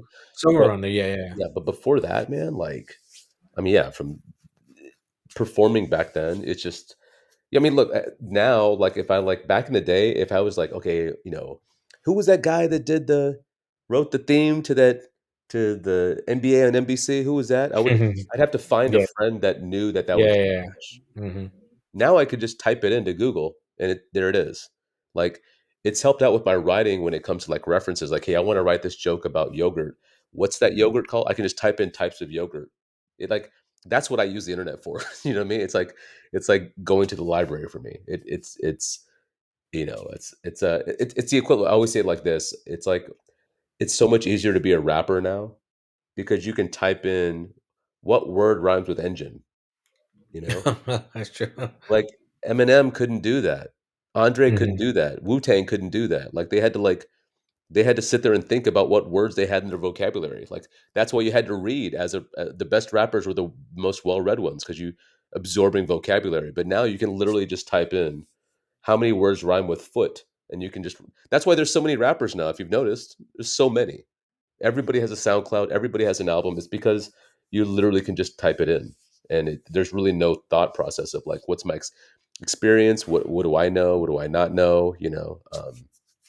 So anybody who's dumb now, I don't. I have even more less, even more. little respect, if that makes any sense. Even more or less respect, whatever it is. You know what I Well, mean? yeah, yeah, of course. I mean, and I don't think you can be because it's just the technology. So one, I guess last question I want to ask you because you've been so gracious with your time with us here tonight. Thank you so much No, no, dude. Thanks for for having that. me. Thanks for having me. No, yeah, I mean, I've been following you for a while. Ever since I saw you on that the Russell Peters Presents Oh, on Showtime, I started following. Like, oh yeah, because another brown comedian. I yeah. mean, that's what we want, more brown representation. Yeah, I mean, And dude, it's yeah, it's it's why me and him bonded so much because yeah, you know, we were, we weren't the, I mean, he was the first, but I mean, I'm not one of the first, but like, he knows I love stand up. He knows I love just telling jokes, and he knows that I genuinely like to do it. And he meets people now who just are just trying to be famous or trying to be him. Not because they actively want to say something and do something or have something to say. So I'll tell you a funny story about that special, man. So like, yeah. we recorded that in 2010, and in January of 2000, no, yeah, January 2010 or January 2011, I can't remember, but it was like it was a big deal because we I don't have an agent, man. So from whenever I got on TV and stuff, like that was all because of my reputation. It wasn't because my agent called up and did this and booked Comedy Central. Like this is them wanting me because they actually want me. And Russell wanted me on this show. He asked me if I would be on it. And so I'm super hyped about it. And like the night before, we're all like celebrate. I had just done a show and we're all celebrating. And I was like, hey man, I got to get a flight out at 7 in the morning to go to LA for this taping. But we're like all drinking and stuff and just like whatever. Mhm. It's like till like I'm like, hey man, I got to go to my flight. My flight's at 6. I gotta blah blah. I still gotta pack blah blah. And I just we drank until the bar closed. I get back home. I get Mhm. back home. Who knows what time it is? Probably 2:33, whatever. Yeah. Mhm. And I just pass out. Okay. Uh, Only reason I woke up because had ironically, you can look at it. Okay, this is me finding the silver lining in this very drunk Jaeger-filled cloud. But what a good person would have been like, okay, show's done at 9, go home, pack, wake up at 6, go to your stuff, right? But because I got so drunk, I like passed out. The only reason I woke up at 5:30 in the morning was because I had to throw up. Like, so I got up. I didn't even make it to the bathroom. I threw up in my closet. I couldn't make it. I threw up on, and I was like, and now you're wide awake, right? You can't just really back to sleep when you after you throw up on your shoes, right? I'm like, oh. And then I look at my watch. It's like 5:45. I'm like, oh, okay. I pack all my stuff and leave. And I'm like, had I not drank that much, I would have never woken up. Like I would just, it was that extra shot of Jaeger that allowed me to vomit to make my flight to be on TV. So if you notice, there's at the very end of that special, when I get off, he goes, "Yeah, Paul likes to drink like a little bit way too much." He had no idea Mhm. that he was right because I did have an issue. But he had no idea of that story. If it wasn't for that, I wouldn't have ever even been to that to the make it to the taping. So I thank Yeager for it. So I mean, I mean, dude, I mean, look, that's an but awesome story, man. if I had taken one less shot, I wouldn't have had to puke, Yeah, and I would yeah. have, You, I just would have missed my shot. It was an yeah, you extra know, shot of Jaeger. If you believe in the universe, they were like, "Hey, man, just one more, and you're gonna throw up at 5:30 in the morning and make your flight." I'm like, "All right, cool." So, yeah. Once you wake up to do, I mean, you're not going back to sleep, right? I So mean, yeah, any kudos to the alcoholic who can throw up and go right back to bed. Kudos to that yeah. guy. Cool. Dude, my dog starts dry heaving. I'm wide awake, dude. So it's just So yeah, good. no, no, the very like I want to get your thought on. So it just seems to me like you take a lot of pride into writing jokes. So what are your thoughts on this? AI now about what AI can do for us, and like you think that's gonna maybe I I I I I promote think people's I think creativity? yeah, I definitely. I mean, I think people are going to use it dishonestly. I Hmm. definitely think that. I mean, the comics are already. We just talked about this before. Comics were already stealing jokes anyway. You know, Yeah. Hmm. um, and a lot of them just want to be famous. A lot of them are just going to type, dude. Again, financially, I'm not. famous, but I'm famous enough to where you can type my name into AI and it'll write a joke in my style or whatever AI deems my style. Mm. So one of my buddies sent me a screenshot of it because he typed it into he has to use it for work and he typed it in. Hey, write a joke in Paul Varghese style. And according to AI, because they're just going through file, their my style is talking about my dad and comparing it to Americans or something like it was something like that. But like, and it was stupid, it was dumb. But like, I mean, I personally wouldn't use it because I Mm. like how I like the challenge of writing the stuff. But I can totally see people using it and and a lot of people not caring that they used it, and saying stuff like, "Well, you still have to deliver it and you still have to be on stage." I'm like, it's really one of the most overrated things about stand up is when people say you have to be brave and go on stage and it takes a lot of talent to go on stage. It really doesn't. I'm telling you from a guy who was shy his whole life.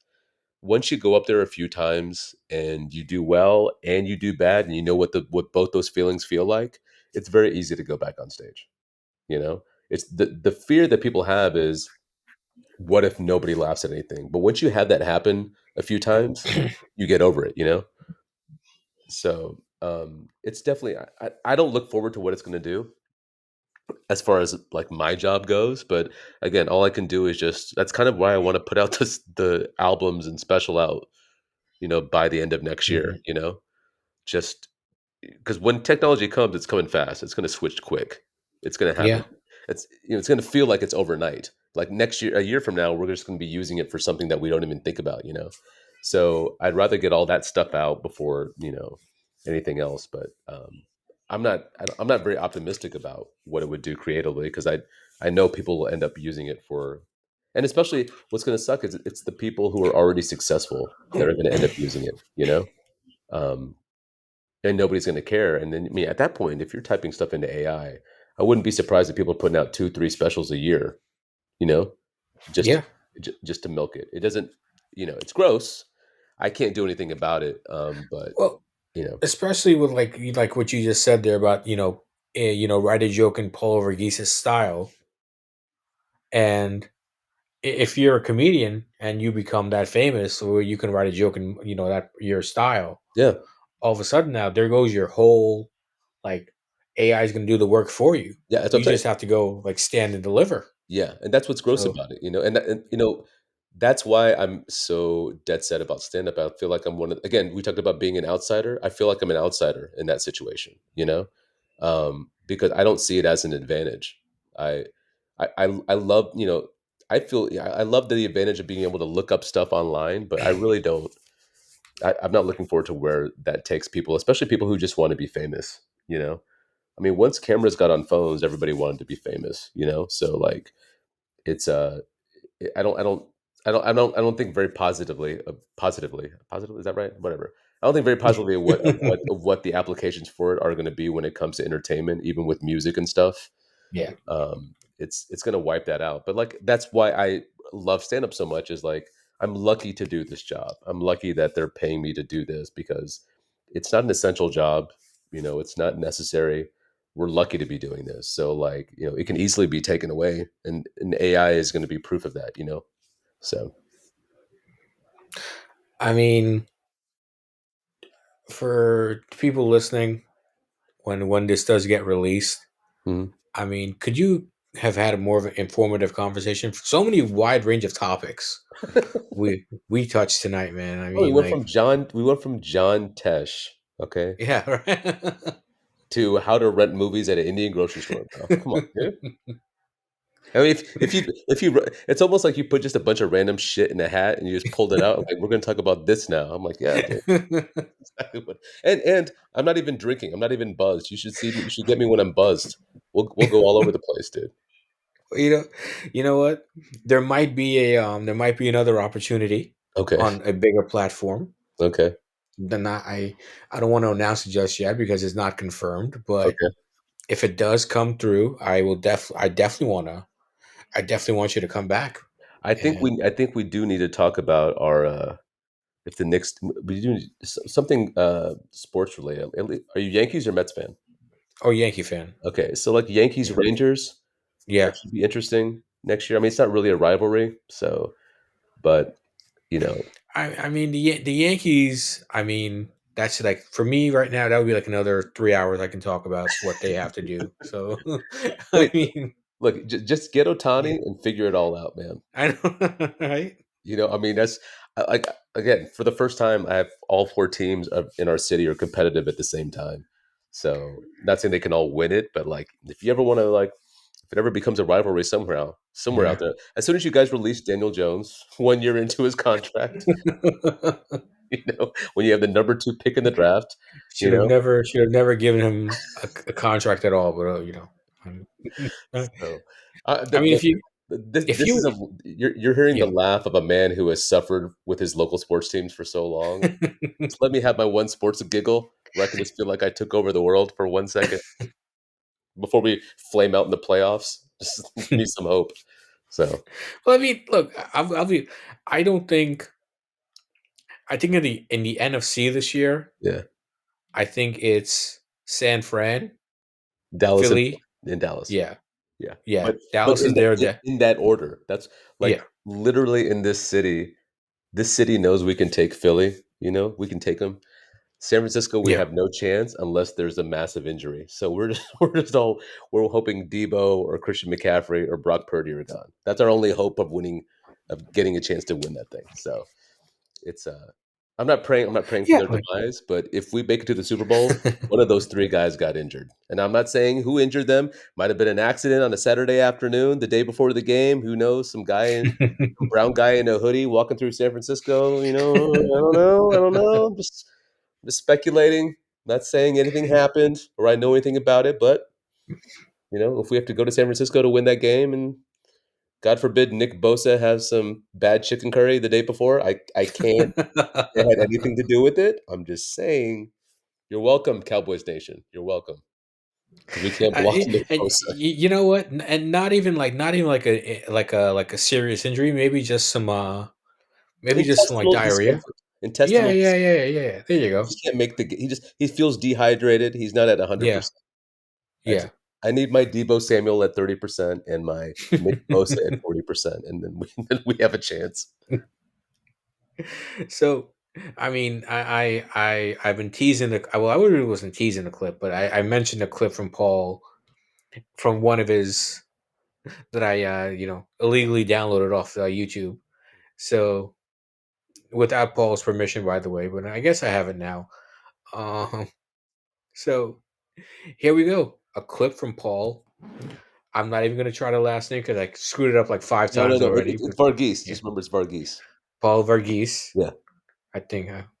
So let's I'm so scared to say it. So here we go. A clip from Paul. The last time I flew, I actually had this guy tap me on my shoulder and yell at me, told me to turn my iPod off. Yelled at me in front of all the passengers. It's embarrassing. I turned around, it was a black guy. And he's doing that thing that a lot of black guys have done to me in the past. They think if I'm not black, if they're aggressive, that I'll be, and they yell at me, I'll be scared, intimidated, and back off. But I wasn't scared, I didn't back off. You know why? Because black guys are intimidating on the ground. I'm a brown man on a plane. This is where I intimidate. Yeah, yeah. The sky is my hood. You don't know if I'm listening to Matchbox 20 or instructions, okay? Dude, you can actually hear like so that joke. I wrote that joke in like I think I wrote it in like '09 after the situation happened because it actually happened on the Mhm. plane. I didn't say that back to him obviously, but Yeah. uh, uh, you can tell that joke is fresh. It's probably about a year, maybe a year or two old because I'm still a little nervous when I say it because I still kind of speak a little fast at the part about the black guy at the beginning. Hmm. I still kind of zip through it because I was still like I mean, the joke worked. I knew the joke worked, but I was still. I mean, I was taping that for TV, so I was like, I don't know if they're even gonna. This joke is either gonna explode or it's gonna completely just lay there. I didn't have the confidence in it that I had. Years later doing that joke. You can hear it in my voice. So, um, I mean, I'm sure that maybe they can't, but like I was zipping through that first part because I was like, oh, they're gonna fucking boo me. So I mean, there's so many like just go search Paul on YouTube. There's like so much material that's just so hilarious, and I've always been a fan of Thanks, you man. ever since I saw you. Like I said, I saw you in that Showtime Russell Peters presents. Then you popped up again with Fluffy Yeah. and Gabriel with Gabriel Iglesias. For those of you who don't know who Fluffy is, if you don't know who Fluffy is, well, I don't know. That's Yeah, what are you using the internet for yeah, if you don't know what Fluffy yeah. is? I know, right? You know, actually, I think last time I talked to him, he had mentioned that if you type in Fluffy, he's the first thing that pops up. Not the verb, him. I don't even know if that still exists. I haven't looked it up, but he like the word you type in the word, the definition doesn't pop up. He pops up, but I don't know if that's. I'm too lazy to go use the internet right now, even though I'm on the internet right now. But supposedly, Yeah, that's sometimes you just want to open a new browser, like at a new a new tab. I mean, exactly. So that should be your listeners' their homework. Type in Fluffy and see if a Mexican man shows up. oh, Ty- typical Indian Paul wanting to give people homework, wanting to be Exactly. typical Indian over I here. don't care if people. I don't look again. It's why I do jokes about Indian grocery stores in the redneck cities. Mhm. You don't need to laugh. You need to learn. Okay, I'm here to teach people.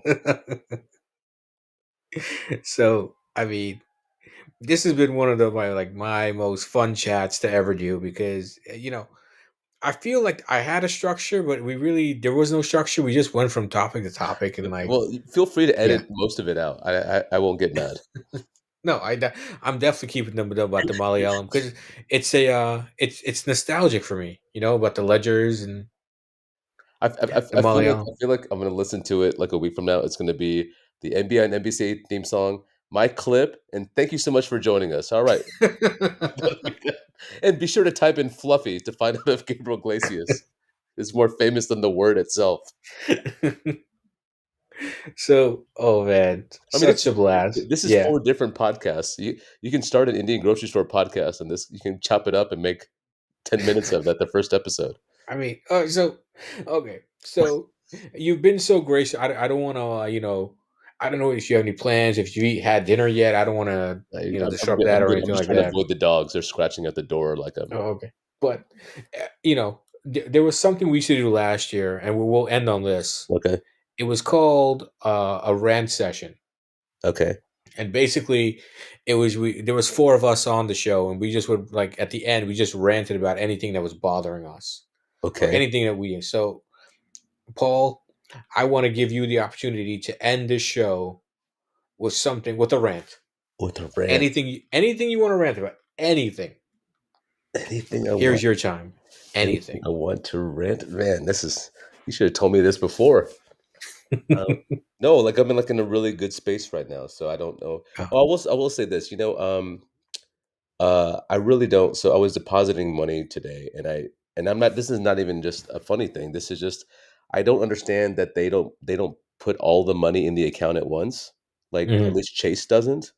They choose like a weird percentage of money to put in at first, and you don't get the full amount until like another 24 hours. I don't know what the rest of the money is. What they're I don't know what why they're only holding that up. But like so today I was looking at my bank account and I was like, why is my checking account so low? I was like, what? I thought, and so I'm looking it up and it just and I'm like, it didn't make any sense. And like I was like pissed the whole day. And then I go back and I look and I realized I wasn't looking at my checking account.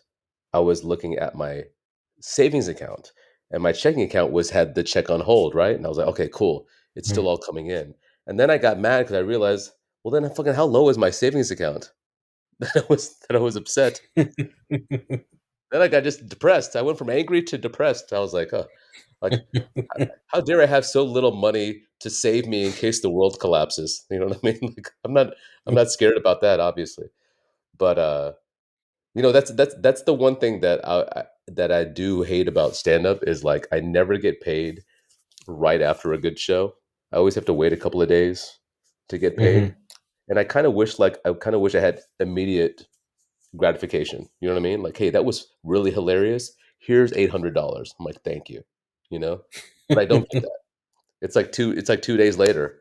I've forgotten all about it. And then I'm like, oh, okay, that's great that you appreciate me now. But no, I've got that dude. I got nothing to complain about, man. The life is good. The dogs are annoying, but they're dogs, man. They're that's I'm all they have, which is very sad for them. But that's they're I need to you know what, I need to do a show in New York, man. So you can come by a show. But Staten Island, and Long Island are full of South Indians, full of I them, mean, I was just gonna say that. I mean, Staten Island, we got a ton of Malayalam's. ton Is that of what you them. call Malayalam's? No, the Malayalam's a language. Is Malayalam that is a what you call language. them? Yeah, Malayalam is the language. Malayali is the Yeah, person. Malayali. Okay. Malu is us trying to act like we're Yes, Korean. Malu. Oh, Malu. Okay, that's what I've heard of Malu. Malu. Yeah, Yes. we just try to act, but that you don't need to worry Yeah. about that. Don't. Just call them darks. They're just darks. No, I haven't done a show. I haven't done a show in New York in probably not even 4 years, probably longer than that, probably 6 years. I've only done them in the city, only in Manhattan. I haven't done it in any other borough. I've only done it in Midtown. So Yeah, um, Manhattan. Yeah, Manhattan's really where you'll find the like most of the most of the comedy clubs, clubs. on the Queens, Lower East Side and stuff. Yeah, yeah, yeah, I've actually never been to Staten Island either. yeah. Not many people have. It's like it's the forgotten borough of the five boroughs. Yeah, Like everyone knows about the Bronx and Queens and Brooklyn and Manhattan, yeah. but we're just forgotten out here. So So, what borough are you guys considered? yeah, yeah, we're Staten Island. That's what we're called. But I mean, so it would be yeah, wait, it's Brooklyn, the Bronx, Manhattan, and Yonkers, Queen. and No, Queens. no, Queens and Staten Island. So those are Queens and that's Staten. Gotcha, the five boroughs, and Yonkers is like considered like kind of like the beginning of upstate New York. gotcha. Okay, okay, cool. Yeah, I don't want to I don't want to mean I yeah. don't want to I don't want to disrespect you guys by saying Yonkers is one of them. That's my fault, man. So the only No, reason I no, know that's upstate is 'cause, the only reason I know upstate is because I used to do Marist in Poughkeepsie. I did oh, Marist. okay, yeah, yeah, yeah, And I've done yeah. upstate schools. Yeah. Hmm. And then so I used to work with Joan Rivers too, and we did Oh, wow, we did a okay, theater yeah. in I want to say it was Long Island, the Paramount or something. I don't know what it was. I can't remember, Okay. but we did some theater upstate or close to upstate. Long Island's not upstate, but somewhere upstate. I've only done shows. I mean, I've done shows in the city, obviously, but like I've only done shows in Manhattan, and then everything else was upstate New York. So, Yeah, I mean, if you're ever down of here, course, of course. I definitely want a front. Well, not a front row because then I really don't want to be. Oh, I won't make fun of you. I don't talk to the front row at all, dude. If you ever see me talking, if you ever see any clip ever online of me Mhm. talking to the crowd, there's two things that happen. They heckled me or I was hammered. One of the two. Those are the only two reasons I would ever talk to anybody. I don't care how long you've been together. I don't care what you do for I don't give a shit. We can talk about that after the show. I don't Yeah. I got jokes about Indian grocery stores and movie ledgers to talk about, okay? I got pressing issues that I need to do. So I mean, you know what? If you're up for it, we need to. Maybe we should combine forces and write a comedy series, we could, like a web series. we Yes. could, we could. Yeah. You can bring the South Indian, and I'll bring the like the Caribbean flair to it, Yeah, and we'll bring the South Indian. You know, like kind of like we a Buzz and Buddies thing. You know, like. we can spend a whole episode with me bitching to you about why do you call it curry chicken and not chicken curry. We can just do that. A whole episode of that. No, so that's a big debate because in Trinidad, they call it curry chicken, Yeah, but I know. in Guyana, they call it chicken curry. Oh, okay, yeah, because So you're more Indian than island, you yeah. know. So Mhm. yeah, I know. Trust me, I know. Like I'm saying, like Yeah. curry. Like, you ever had curry goat? I've had goat curry, and I'm not dyslexic. So what are you talking about? So I get it. We could spend the whole episode Yeah. talking about Just that. one episode. Yeah, yeah.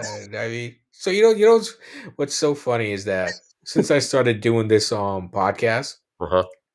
I'm like running into people and I'm just like running all my ideas past them. That's good. So this really isn't like a podcast. It's just me trying to get my ideas out there. So, like the last guy, the last before, yeah. I mean, I mean, the last person that I interviewed, it's a guy named Obaid Kadwani, Okay. and he was so he did he did some appearances in a Bollywood movie, in two Bollywood movies, and he was in he's done work with like Robert De Niro and stuff, Okay. and like so yeah, so he's done all of that, and like the whole interview was just me just trying to become his agent. Okay.